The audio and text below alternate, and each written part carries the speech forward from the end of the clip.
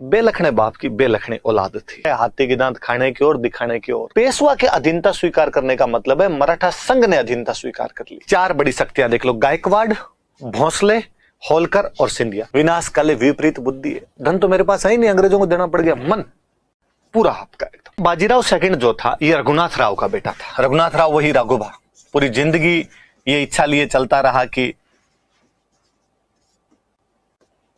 मैं बनूं, लेकिन अपनी इच्छा लिए मर गया। इसलिए मराठों को सोचा यार बाप पूरी जिंदगी पेशवा बनने के लिए तड़पता रहा, पेशवा नहीं बन पाया, कहीं भूत बन के परेशान करेगा, इससे अच्छा इसके बेटे को बना दो। बेलखने बाप की बेलखने औलाद थी। रघुनाथ राव भी इतना ही बेलखना था, इतना ही बेलखना ये बाजीराव सेकंड था। जैसा गोदाम हो वैसा ही माल निकलेगा जी, सीधी सी बात है। बापू में तंत्र नहीं थे तो फिर बेटे में तो कहां से होंगे। तो बाजीराव सेकंड तो बहुत ही ज्यादा अयोग्य बंदा था। अब जब ये अयोग्य था, ये जब कैपेबल नहीं था, तो सीधी सी बात है जो मैंने आपको कई बार बताई है कि जब राजा शक्तिशाली होता है ना तो मंत्री भी कंट्रोल में रहते हैं।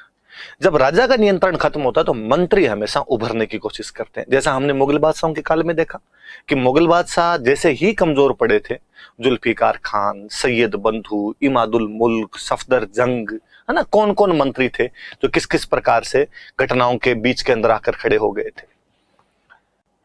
निजामुल मुल्क, शहादत खान अपने अपने राज्य बनाने में कामयाब हो गए थे। यही छत्रपतियों की हालत हुई। छत्रपति जब तक पावरफुल थे, 5 पेशवा बने थे, हम किसी का नाम नहीं जानते। पर साहू के टाइम में पेशवा बनते हैं, पेशवा बालाजी विश्वनाथ जो कि छठे पेशवा है, पर साहू में लखन नहीं थे, इसलिए पेशवाओं की शक्ति बढ़ गई। अब जब पेशवा कमजोर हुए तो मराठा संघ वाले बाकी पावरफुल हो गए। उनमें भी 2 बंदे ज्यादा अड़चने उत्पन्न करने की कोशिश कर रहे हैं। एक तो दौलतराव सिंधिया, दौलतराव सिंधिया, और एक आपके जसवंत राव होलकर।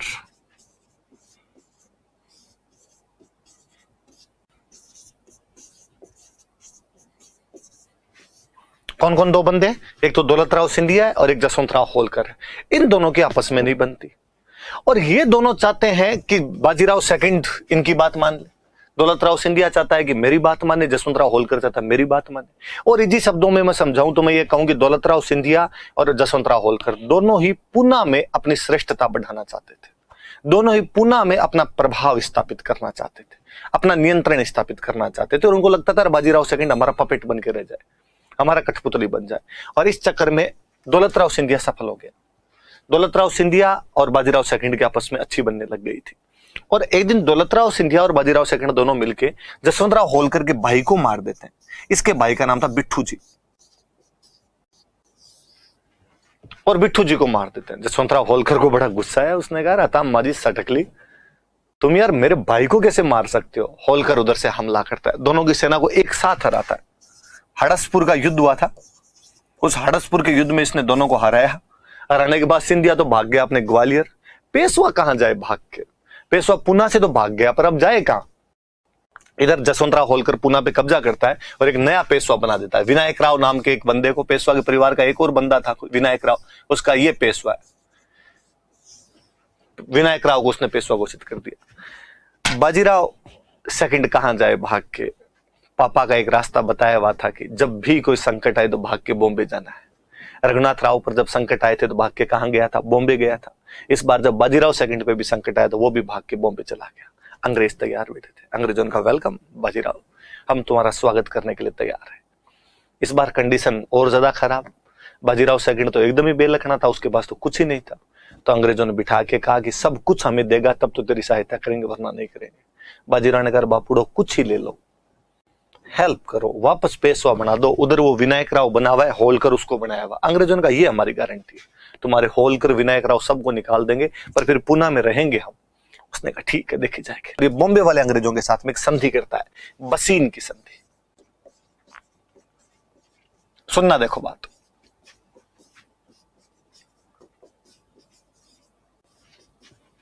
31 दिसंबर 1802, 31 दिसंबर 1802 को बॉम्बे की संधि हो जाती है, सॉरी बसीन की संधि हो जाती है, ट्रीटी ऑफ बसीन।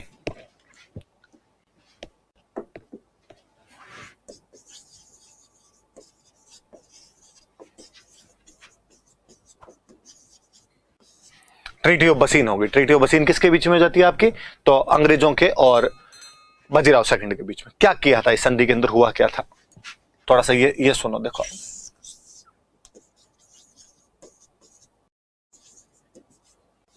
ट्रीटी ऑफ बसीन के अंदर क्या हुआ?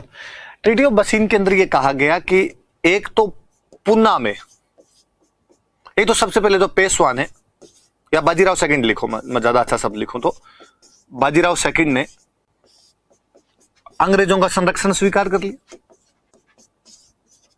कि ठीक है भाई, अंग्रेज मुझे संरक्षण दो। अंग्रेजों का संरक्षण स्वीकार कर लिया। अब संरक्षण का मतलब है तेरी रक्षा हम करेंगे। तो मेरी रक्षा कैसे करोगे? तो पूना, बाजीराव सेकंड की राजधानी कौन सी है? पूना। पूना में अंग्रेजों की एक सेना रहेगी, तेरी रक्षा के लिए अंग्रेजों की सेना रहेगी। इस बार कोई होलकर आएगा ना तो हम देख लेंगे उसको। इसके बदले में तू हमें क्या दे? तू एक तो हमें सूरत बंदरगाह दे दे।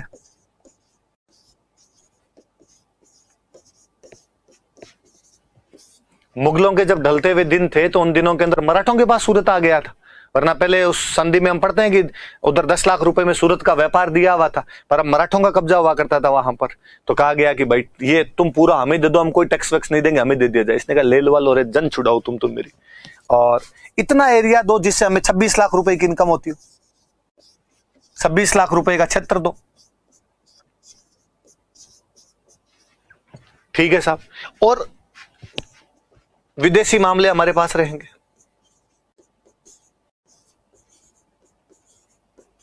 विदेशी मामले हमें दे दिए जाए। और निजाम, हैदराबाद वाला निजाम और बड़ौदा का गायकवाड़, इनके साथ में कोई भी बात हमारी मध्यस्थता के बिना नहीं होगी। इनके साथ में क्या पेशवा के लफड़े चलते रहते थे, तो हम मध्यस्थ बनेंगे तब तुम होगे। और तुम्हारी सेना में या तुम्हारे राज्य में हमारे अलावा कोई भी यूरोपियन नहीं रह सकता। ये फ्रेंच वरेंच जो भी तुम्हारी सेना के अंदर है, इनको निकाले जाएं। लफड़ा क्या था इन दिनों में? अंग्रेजों का एक गवर्नर जनरल जो भारत के अंदर था, उसका नाम था रिचर्ड वेलेस्ली।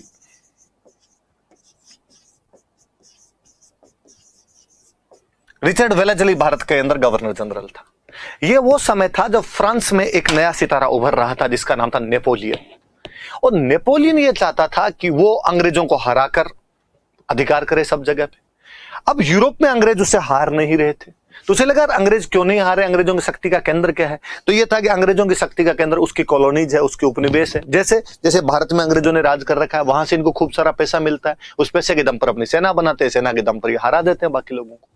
इसलिए वेलेस्ली ये चाहता था, तो नेपोलियन ये चाहता था कि वो भारत पर हमला करे और भारत पर हमला करके अंग्रेजों को भारत में हरा दे।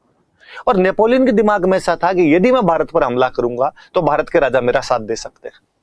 अंग्रेजों को भी डर था कि कल को नेपोलियन इंडिया पे अटैक करे, यदि इंडिया वाले राजा नेपोलियन के साइड में चले गए तो अपने दिक्कत हो सकती है। वेलेस्ली इन सब बातों को समझ रहा था, इसलिए वेलेस्ली अपनी सुरक्षा व्यवस्था को बहुत एकदम चाक चौबंद करना चाहता था, एकदम चौकसी ढंग से करना चाहता था आपने। और इसलिए वेलेस्ली ये चाहता था कि मराठों की सेना में कोई भी फ्रेंच नहीं रहना चाहिए, क्योंकि उनको डर लगता था कि यार इनके सेना में जो फ्रेंच काम करते हैं ये हमारे खिलाफ हो सकते हैं, हमारी सूचनाएं दे सकते हैं, ये नेपोलियन को बुला सकते हैं, ऐसी कई उनको बातें रहा करती थी। फिर वेलेस्ली यह चाहता था कि भारत में हर ढंकी जगह पर अपनी सेना खड़ी कर दे। हर जगह पर अपनी सेना होगी तो कल को नेपोलियन आ भी जाएगा तो भी अपनी सेना हर जगह रहेगी, नेपोलियन को जगह जगह रोकेंगे, अलग अलग जगह हराएंगे। इसलिए पूना में सेना लगानी जरूरी है। पूना निचले उत्तर भारत और दक्षिण भारत के बीच का एक महत्वपूर्ण सेंटर है, और यदि यहां पर सेना रखी गई तो अंग्रेज जल्दी से अपने बंगाल की तरफ नहीं जा पाएंगे।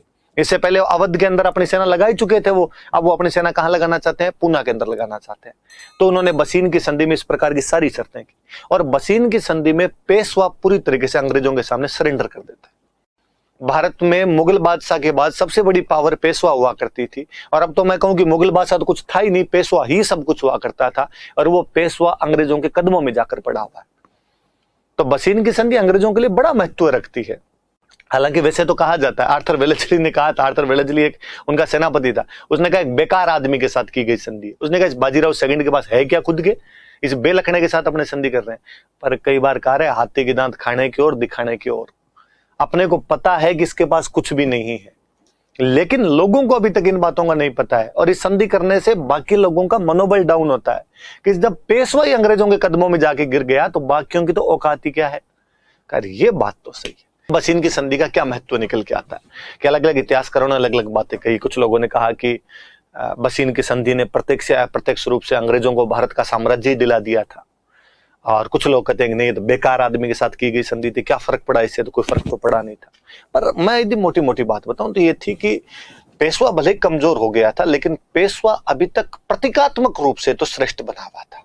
वो मराठा संघ का अध्यक्ष था, और पेशवा के अधीनता स्वीकार करने का मतलब है मराठा संघ ने अधीनता स्वीकार कर ली। मराठा संघ अंग्रेजों के अधीन आ गया, और पेशवा उन दिनों में सबसे बड़ी शक्ति थी। इतनी बड़ी शक्ति के अंडर में आने का मतलब है कि बाकी भारतीय शक्तियों पर सीधा सीधा सा असर पड़ रहा था।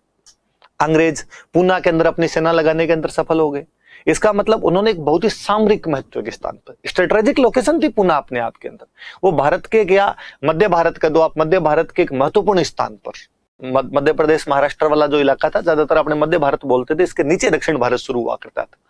तो मध्य भारत के एक महत्वपूर्ण सामरिक स्थान पर अपनी सेना लगाने के अंदर सफल हो गए थे। कहीं ना कहीं नेपोलियन का जो खतरा उस टाइम उनके सामने मंडरा रहा था, या फ्रांसीसियों का खतरा जो उनके सामने मंडरा रहा था, जब वो लिखते हैं कि पेशवा किसी भी यूरोपियन को अपनी सेवा में नहीं रख सकता, पेशवा विदेशी मामले भी हमें देगा, तो वो सिक्योर कर रहे हैं इस बात को कि कल को यदि फ्रेंच, कल को यदि नेपोलियन भारत पर अटैक करते हैं तो पेशवा किसकी साइड में रहेगा, तो अंग्रेजों की साइड के अंदर रहेगा। तो अंग्रेज अपने आप को फ्रांसीसियों से या नेपोलियन से रक्षा कर रहे थे, वो अपने आप को उनको मिल रहा था, इतना बड़ा क्षेत्र उनको मिल रहा था, आर्थिक लाभ तो हो ही रहे थे, सूरत का पूरा बंदरगाह मिल रहा है उनको, 26 लाख रुपए वाले इलाके मिल रहे थे उनको। चार बड़ी शक्तियां देख लो, गायकवाड़, भोंसले, होलकर और सिंधिया। गायकवाड़ देखो, अब ये संधि अपने आप में करिए गायकवाड़ अंग्रेजों की साइड में, कि गायकवाड़ की पेशवा की नहीं बन रही, और अंग्रेज कह रहे हैं कि गायकवाड़ के साथ कोई भी बातचीत हम करेंगे। इसका मतलब गायकवाड़ न्यूट्रल है अंग्रेजों की साइड के अंदर। अब बचे तीन, होलकर, सिंधिया और भोंसले। होलकर और सिंधिया में बनती नहीं थी, इसलिए ये दोनों आपके होलकर और इनमें जब बनती नहीं, तो सिंधिया और भोंसले दोनों पेशवा के पास आए, और उन्होंने पेशवा को आगे कहा कि जब वो पेशवा के पास आए तो रेजिडेंट बाहर बैठा। अब पेशवा किससे बात करेगा, किससे बात नहीं करेगा, ये तो रेजिडेंट तय करेगा। और रेजिडेंट ने पूछा उन दोनों से, सिंधिया से और भोंसले से, भाई साहब किधर, किससे मिलना है। रिसेप्शन वाला तैयार बैठा था वहां पे, रेजिडेंट रिसेप्शन वाली जगह पे, सर की 3 बजे क्लास है, अभी तो नहीं मिल सकते आप। अपने रिसेप्शन वाले कर देते हैं इस प्रकार से कई बार, नहीं सर नहीं मिलेंगे, फीस की बात करनी है, पास वाले कमरे में जाओ। तो वो सिस्टम था उधर। उन्होंने सिंधिया और भोंसले को, उसने कहा रेजिडेंट ने, ना वैसा इधर नहीं जा सकते आप। अरे कहा हम सिंधिया और भोंसले हैं, इसके सरदार है यार पेशवा के। तो उसने कहा ठीक है, तो यहाँ नाम लिखो दोनों के, क्या नाम है, फोन नंबर लिख दो, किस टाइम आए हो, कितनी देर मिलोगे, जाते टाइम वापस साइन करके जाना। सिंधिया और भोंसले को बड़ी बेइज्जती फील, और सिंधिया और भोंसले को लगा यार ये दिन देखने पड़े कि पूना में अपने आए और अपने साथ में ये बेइज्जती। वो अंदर गए पेशवा के पास, और उन्होंने पेशवा को जाकर, अरे पेशवा क्या करिया यार तुम, ये रेजिडेंट बाहर बिठा दिया यार तूने, और ये हमसे भी पूछता है कि हमें तेरे से मिलना चाहिए कि नहीं मिलना चाहिए।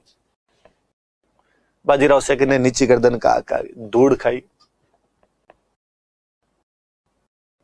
अब बुढ़ापे में जाके ये काम करने पड़े, देखो मुझे विनाश काले विपरीत बुद्धि है, मैं तो खुद तंग हूं, ये तो मेरे पे और कंट्रोल करता है। बाहर घूमने जाता हूं तो पीछे पीछे जाता, कहां जा रहे हो, फोन पे बात ही नहीं कर सकता मैं तो किसी से, पीछे पीछे रहता है, मैसेज चेक कर लेता है। प्राइवेसी नाम की तो चीज ही नहीं बची है अपने तो कोई। तो उनका ऐसे कितने दिन पार पड़ेगी। पेशवा ने कहा इधर पास में एक बात बताता हूं, देखो मैं तो कुछ कर नहीं सकता इसका, तुम एक काम करो, तुम लड़ाई कर लो। सिंधिया और भोंसले का, तुम लड़ाई कर लो इसके खिलाफ, अंग्रेजों के खिलाफ लड़ाई कर लो और भगा दो, अंग्रेजों को हरा दो। अंग्रेजों को हरा दोगे तो इसको भागना पड़ जाएगा। और मैं देखो खुद तो नहीं आ सकता, पर वैसे तन नहीं, मन और धन पूरा आपका है। धन तो मेरे पास है ही नहीं, अंग्रेजों को देना पड़ गया, मन पूरा आपका एकदम, चिंता ही मत करना। सिंधिया भोंसले ने कहा होलकर से बात कर लो। इन्होंने जसवंतराव होलकर ने कहा मैं थप्पड़ मारूंगा तुम्हारे, बकवास करते हो, मेरे भाई को मारा तुम लोगों ने, और मैं तुम्हारे साथ तो नहीं लड़ूंगा, मैं लड़ूंगा तो मेरा अकेला लड़ लूंगा। हालांकि मुझे भी गुस्सा आता है कि मराठों की राजधानी